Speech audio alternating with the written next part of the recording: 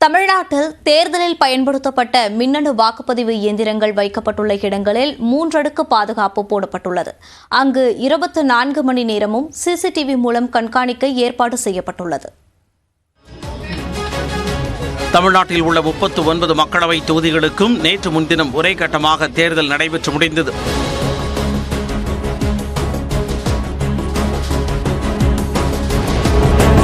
எவ்வித அசம்பாவிதமும் இன்றி வாக்குப்பதிவு நிறைவடைந்த நிலையில் பயன்படுத்தப்பட்ட அனைத்து வாக்குப்பதிவு இயந்திரங்களும் பலத்த பாதுகாப்புடன் 39 வாக்கு எண்ணிக்கை மையங்களுக்கு அனுப்பி வைக்கப்பட்டன.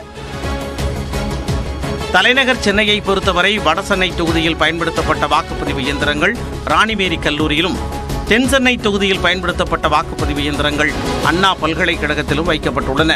மத்திய தொகுதி வாக்குப்பதிவுக்காக பயன்படுத்தப்பட்ட வாக்குப்பதிவு இயந்திரங்கள் லயோலா கல்லூரியில் அமைக்கப்பட்டுள்ள வாக்கு எண்ணிக்கை மையத்தில் வைக்கப்பட்டுள்ளன.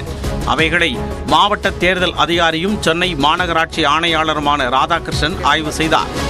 சென்ட்ரல் ஆர்ம்டு போலீஸ் தான் டயர் 1 பாதுகாப்பு, tier 2 Tamil Nadu special police AR, அப்புறம் டயர் 3 லோக்கல் போலீஸ். அவங்க இந்த பகுதியில் இங்கே வாக்காளர் ஓட்டு போடுற கேண்டிடேட்ஸோட ரெப்ரசன்டேட்டிவ் வெளியில் அறை போட்டிருக்கோம், அவங்க பார்ப்பாங்க. எங்களோட ஒரு இதுக்கு 2 பேர் என்று சொல்லி 3 இதில் 6 தொகுதிக்கு 36 பேர் போட்டிருக்கோம். அவர்களும் உள்ளே போக முடியாது, அவர்களும் வெளி அறையிலேருந்து தான் இதை கண்காணிக்க வேண்டும். இதேபோல கோவை, மதுரை, திருச்சி, தஞ்சை, நெல்லை உள்ளிட்ட அனைத்து தொகுதிகளிலும் பயன்படுத்தப்பட்ட இயந்திரங்கள் ஸ்ட்ராங் ரூம் எனப்படும் பாதுகாப்பு அறைகளில் வைக்கப்பட்டு அனைத்து வேட்பாளர்களின் முகவர்களின் முன்னிலையில் சீல் வைக்கப்பட்டன. 3 லேயர் செக்யூரிட்டி போட்டிருக்கோம். நம்ம சென்ட்ரல் ஆர்ம்டு போலீஸ் ஃபோர்ஸ்லேருந்து ஒரு 24 பேர் ஒரு 3 ஷிஃப்ட்ல இருப்பாங்க. அதுலேயும் ஒரு இன்டரிம் ரிங் இருக்கும், இதுக்கப்புறம் எக்ஸ்டர்னல் ரிங் இருக்கும். எல்லாமே சேர்த்து ஒரு 233 மெம்பர்ஸ் பர் ஷிஃப்ட் இங்கே வந்து ஃபுல் டைம் வேலை செய்வாங்க.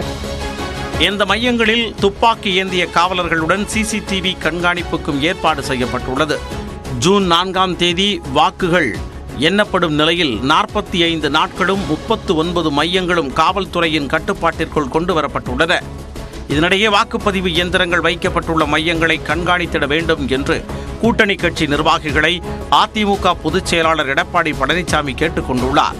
இதேபோல புதுச்சேரியில் வாக்குப்பதிவு இயந்திரங்கள் லாஸ்பேட்டை மகளிர் தொழில்நுட்ப கல்லூரி மற்றும் மோதிலால் நேரு பாலிடெக்னிக் கல்லூரிகளில் வைக்கப்பட்டுள்ளன. கல்லூரிகளுக்கு 3 அடுக்கு பாதுகாப்பு போடப்பட்டுள்ளது. தேனி மக்களவை தொகுதியில் எந்த பகுதியில் எவ்வளவு வாக்குகள் பதிவாகியுள்ளன, அவை எந்த வேட்பாளருக்கு சாதகமாக இருக்கும் என்பது குறித்து அலசுகிறது இந்த செய்தி தொகுப்பு.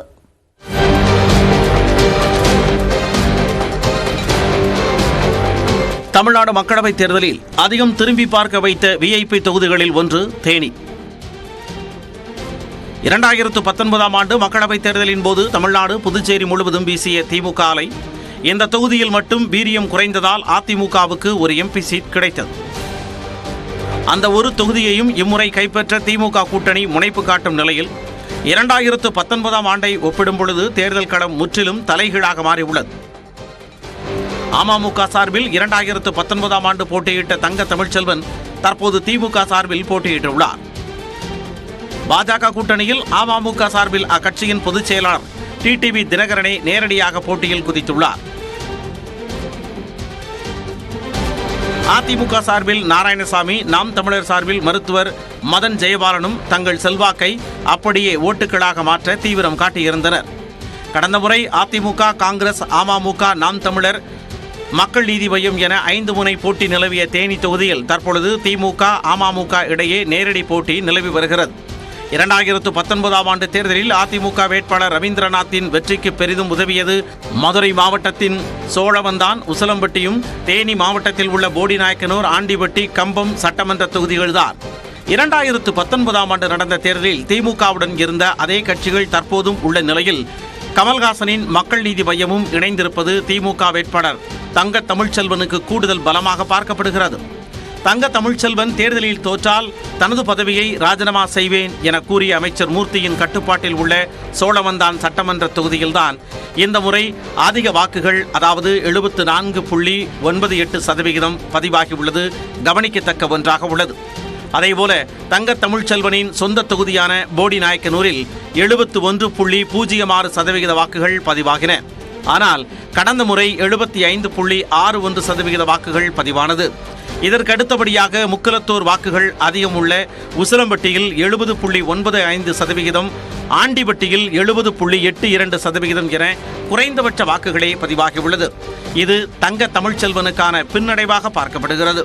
அதே சமயம் சிறுபான்மையினர் பட்டியலின மக்கள் அதிகமுள்ள கம்பம் சட்டமன்ற தொகுதியில் 66.60% என்றும் பெரியகுளத்தில் 66.01% என்றும் வாக்குகள் குறைந்துள்ளன. இப்பகுதிகளில் பாஜகவுக்கான வாக்கு வங்கி குறைவாகவே கணக்கிடப்படுகிறது. அதிமுகவில் ஏற்பட்ட பிளவால் இந்த பகுதியில் வாக்குகள் சிதறி அமமுக மற்றும் அதிமுக வேட்பாளர்களுக்கும் வாக்குகள் குறையலாம் என கூறப்படுகிறது.